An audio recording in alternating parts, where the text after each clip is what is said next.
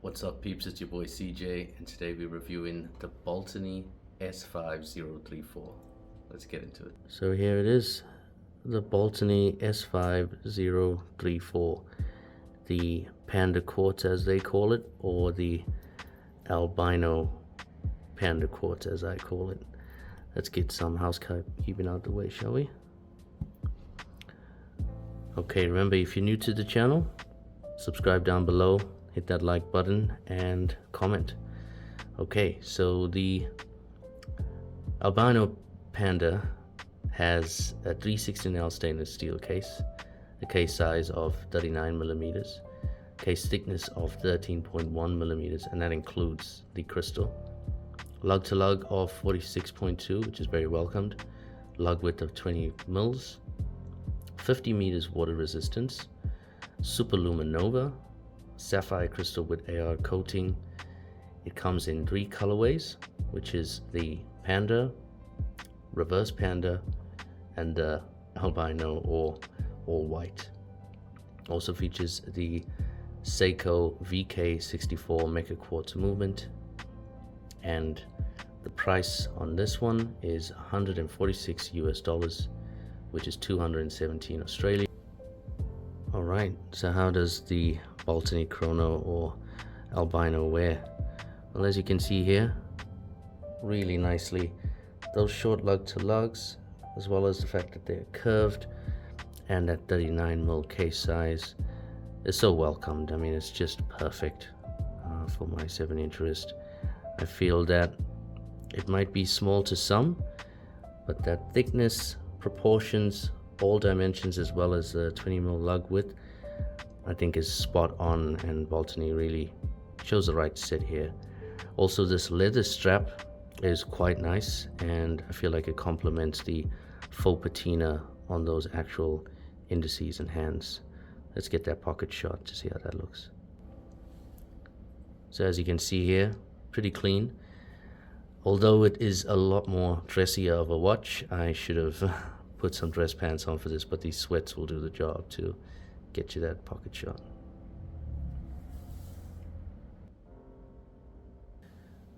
So what are the features of this particular model? Well, the not mentioned in the actual housekeeping is the fact that the dial itself is enamel. It's a really nice glossy white, and although this is studio lights, in broad daylight it really shimmers and is quite a nice touch. Something I really appreciate, and I think is a highlight of the actual watch itself. It has that tachymeter, as you can see, which is represented by this chronograph.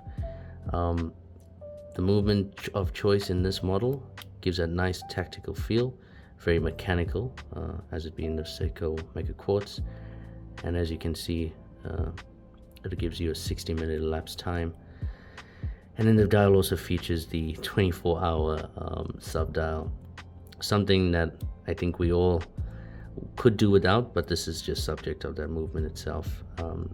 The dial has a nice rehord, which is stainless steel, sort of matching the case itself, and then it has a nice screw down crown, which I think we all prefer. It provides a nice pop and it gives you that reassurance when pulling it back in. The watch is all polished, no brushing, no chamfered edges anywhere, and that is unfortunate because, as you can see, it's a fingerprint magnet, and not only that, it results in quite a bit of scuffs and scratches because of that high polish. The case back is screwed down, but that is brushed and sterile as well. The provided strap is really nice. As you can see, it's gotten a lot of wear in about the year that I've had it. Really soft, real quality. You wouldn't be disappointed by this at all. Nice stitching on the edges, and the buckle, while not matching the dial with the high polish, has this bead blasted matte finish, which I really like. I think it's a cool look. So legibility. So for me, if you know me long enough on either Instagram, give your boy a follow at watchout247, or if you've been a big fan of the YouTube channel for a while now, you'll know that I love a watch that is legible, and this one is no different.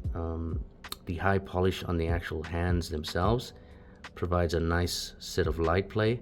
So even in an environment like this, where it's out of the light, you can see it provides a dark shadow or blackened outline on those hands themselves. And then once the light hits it, you get that gorgeous light play there.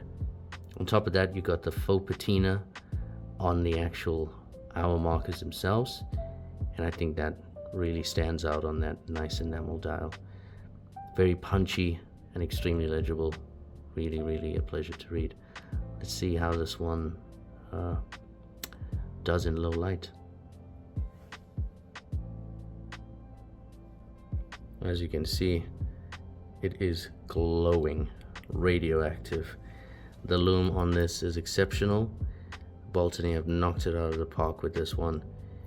You are not going to complain. This one glows for long as well, so incredible amount of lume added. I mean, you can actually see the depth of which the lume is on those raised hour markers, so very well done. Great job in the lume department. Okay, pros and cons, final thoughts. So the pros are, I think it's a really nice dressy version of a vintage inspired chronograph. I feel like the watch really looks clean and neat.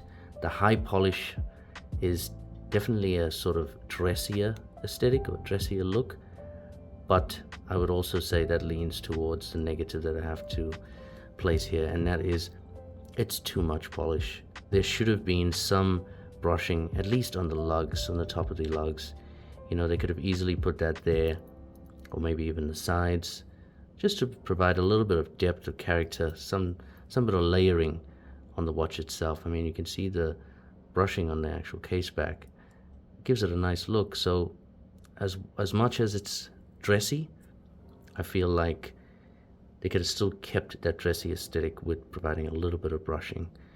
The other positives are definitely, as you know, the legibility and the lume, the white enamel dial with the choice of the polished hands outlining that faux patina, I think was spot on. Whether intentional or not, it really makes reading this dial incredibly easy. Got the nice layering there with those subdials, and it's a really nice tactile chronograph. I feel like the negative is with that chronograph. So as you can see, or barely see, the actual tachymeter with the numbers themselves are really tiny, and then the fact that the dome itself is, or the crystal I should say, is slightly domed, it gives that distortion on the edges which make it really difficult to actually read how much, I guess, speed has taken up. So that is pretty poor, but I feel like it isn't the worst. You know, you can I still can read it, but if you got poor eyes, I feel like that might be somewhat of a problem. Screw down crown is nice, but it would have been more preferred if the watch had 100 meters of water resistance rather than 50 meters. I feel like watches should start providing a bit more of a standard, and that standard being 100 meters, especially if you're going to put a screw down crown on that watch. It just makes sense. Even though it slightly is dressier, I feel like they've gone for that sort of tool look, at least inspired by that sort of look, so it would have made sense to make it 100 meters. So yeah, overall an incredible watch, really good build. It feels really solid in the hand, wears comfortably well, and for the price I really don't think you're going to find anything better than this. Very minimalistic with the dial and the logo itself. It's a home run, I think, from Baltany. This brand only pumps out good quality stuff. It's one of the Chinese manufacturers on AliExpress that you'll find every day of the week. However, they're one of the really good ones, apart from the mass that you see out there. So highly recommended. I'll be putting links in the description below of their site so you can see all the options that they have to offer. A lot of vintage inspired field watches and pilot watches as well. So check them out. So there it is, a more dressy aesthetic to a vintage chronograph. I really like the way it looks, especially with that enamel dial, and the glimmer of those polished hands is a nice touch. It's not perfect though, however, with the high polish on the case. it would have been nice to see some brushing. So I'm really keen to hear what you think about Baltany the brand, as well as these vintage inspired chronographs. Let me know in the comments down below. Don't forget to subscribe, and remember to watch out.